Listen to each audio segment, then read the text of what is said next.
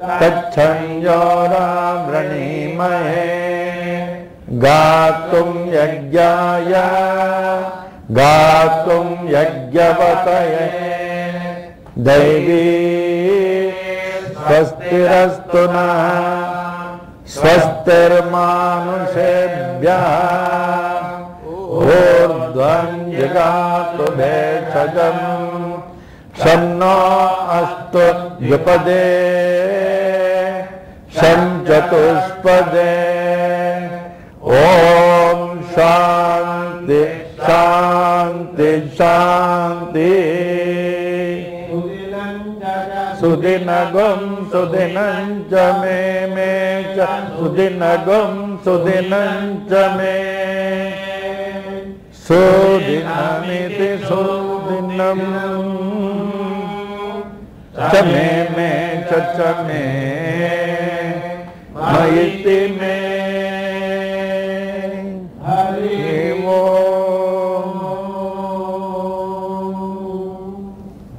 क्षण भर ध्यान में बैठे for a fraction of a moment by keeping your eyes closed, sitting erect, by keeping your head, neck and trunk erect, concentrating on the point between the eyebrows. मन को विचार रहित अवस्था में रखे, तब उस प्रकाश का अनुभव पाएंगे।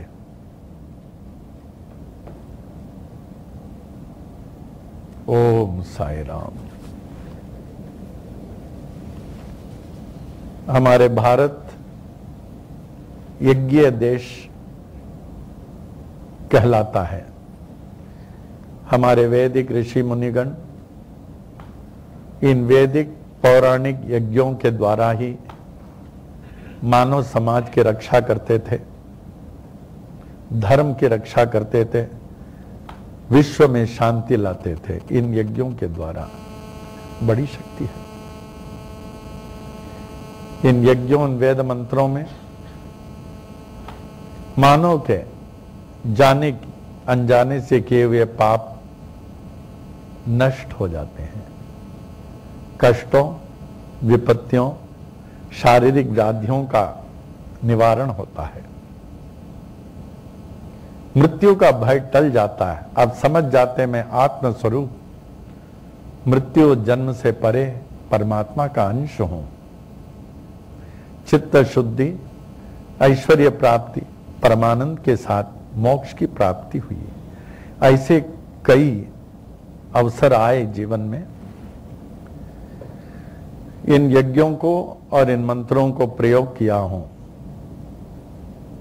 जब किसी भक्त के घर में संकट आ गया कहीं कि बस ये अंतिम सांस लेने वाले हैं, डॉक्टरों ने जवाब दे दिया है। जब डॉक्टर लोग, मानो डॉक्टर जब शरीर जवाब दे देता है तभी तो वो सुनते हैं। लंदन से एक खबर मिली, केपी शर्मा जो हमारे लंदन ब्रांच के इंचार्ज, जहां हमारे 16 लोगों की मंडली रहती थी,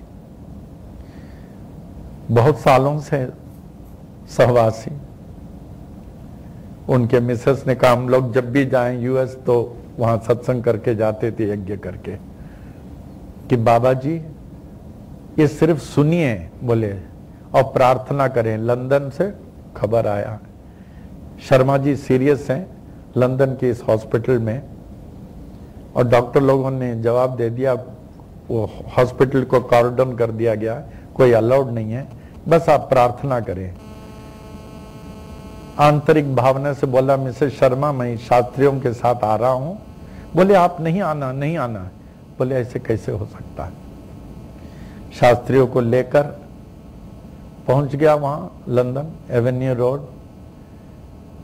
जब अस्पताल गया उनके घर में रोना पीटना, बोले डॉक्टर लोग बोले नो वी डोंट अलाउ, किसी को अलाउ नहीं करते।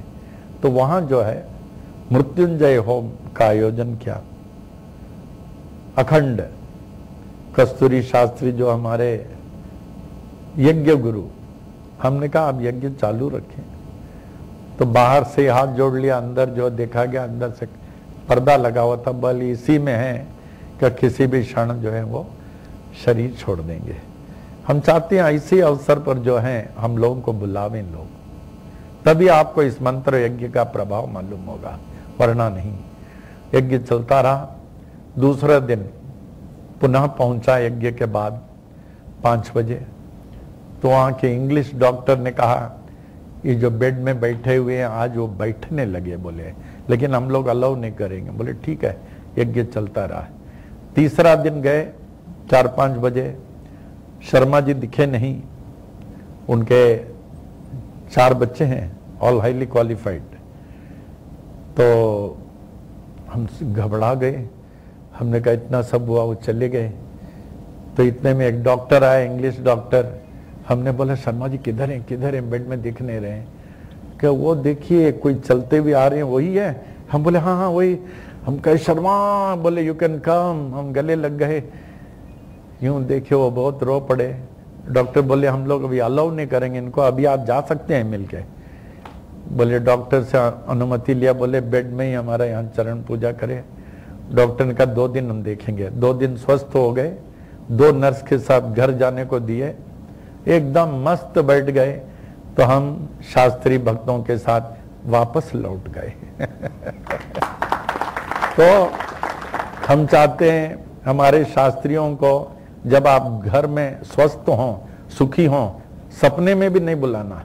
जब आप अस्वस्थ हों, घर में जो है कोई समस्या हो, कठिनाई हो, डॉक्टरों ने जवाब दे दिया हो, अंतिम सांस लें, तब इस अवसर पर बुलावें, तब देखिए आपको लाभ होगा। ओम साई राम, ओम साई राम, ओम साई राम।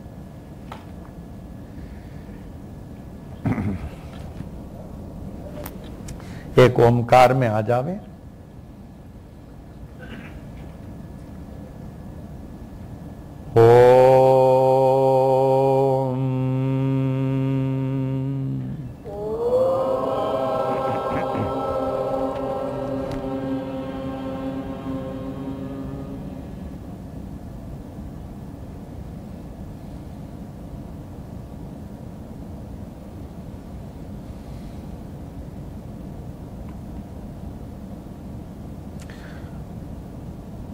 ओम श्री गुरुभ्यो नमः। ओम महद्भ्यो नमः। ओम महागणपतिये नमः। ओम गणानां त्वा गणपतिगुं हवामहे कविं कवीनाम् उपमश्रवस्तमं ज्येष्ठराजं ब्रह्मणां ब्रह्मणस्पत आनशृण्वन् ऊतवेत्सिदसादनम्।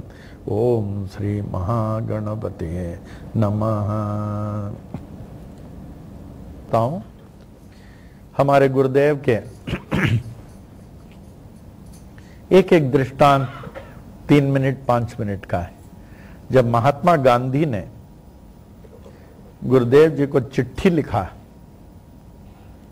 कि स्वामी जी आप कहते हैं कि मंत्र मन को प्रथम अधिकार में लावे, तब जाके आप जीवन के लक्ष्य को प्राप्त कर सकते हैं। मन अधिकार में आए बिना मनुष्य अपने जीवन का लक्ष्य प्राप्त नहीं कर सकता है।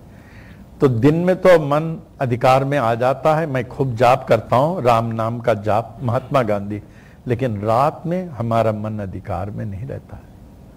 बड़ा अच्छा उदाहरण दिया स्वामी जी ने। कहा आप तो राष्ट्रीय पिता, आपको किसी के उपदेश, सलाह और किसी प्रकार की कोई जो है आपको आदेश की जरूरत नहीं है। आप तो स्वयं राम के परम भक्त, राम आपके अंतःकरण में जागृत हैं, लेकिन आपने चिट्ठी लिखा तो मुझे विवश होकर बोलना पड़ता है। आप जो मैं लिखता हूं यह आपके लिए नहीं है, लेकिन आपने बोला इसलिए। सुंदर उदाहरण दिया स्वामी जी ने कि गांधी जी जब आप बचपन में साइकिल चलाते रहे होंगे, उस समय साइकिल चलाने के बाद हमेशा तो पेडलिंग नहीं करते। जब साइकिल काफी तेजी से चलती है तो उस समय तो आपने पेडलिंग बंद कर दिया होगा और साइकिल से जाती है मोमेंटम में।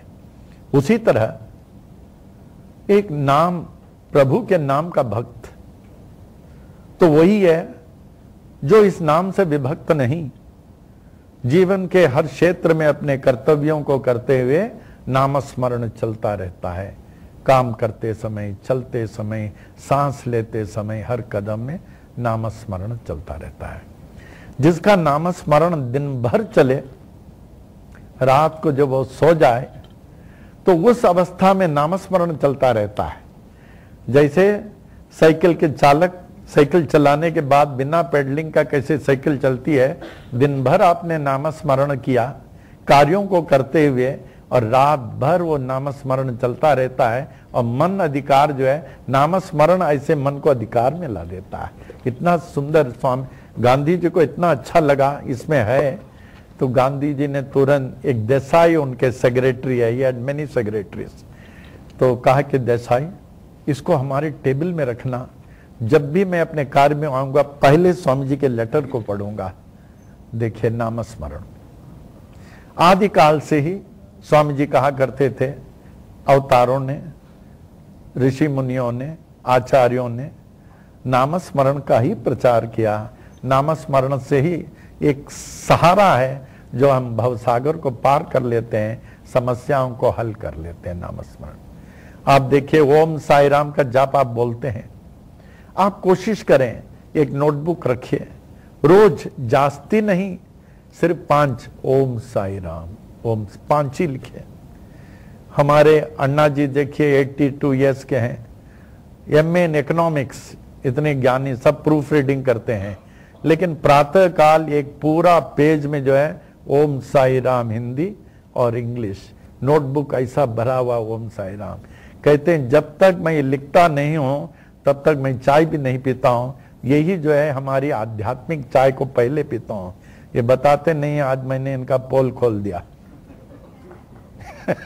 ऐसे ओम साई राम कहते हैं, बोलो ने नोटबुक ऐसा लिखा हुआ है, मैं इसलिए बोल रहा हूं कि आप लोग सीखें, सिर्फ सुनिए नहीं, रोज 5 ही बार लिखिए।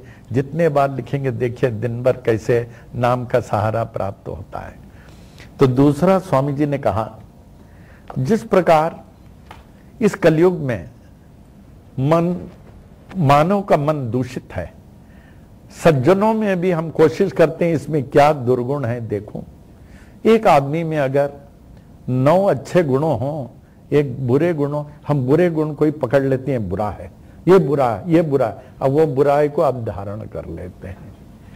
तो स्वामी जी ने कहा, जब तक हम दूसरों के किए हुए गलतियों को नहीं देखें, या अगर देख भी लिया उसको क्षमा नहीं करें, आप मानव जीवन के लक्ष्य को प्राप्त नहीं कर सकते हो। जब एक इंसान ने गलती कर दिया, अगर आपने उनकी गलतियों को क्षमा किया, दंड देने वाले तो वो हैं, हम कौन होते? हम कौन होते? एक छोटी सी दृष्टांत याद आ गई,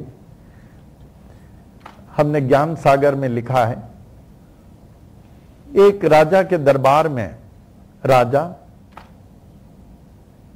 दोषियों को दंड तो देते थे, लेकिन ये बड़े कठोर राजा थे, आवश्यकता से अधिक दंड देते थे लोगों को, आवश्यकता से अधिक। तो एक व्यक्ति ने कुछ अधिक ही दोष गलती कर बैठा, तो राजा ने कहा इसको फांसी में चढ़ा दो। अब फांसी में कैसे?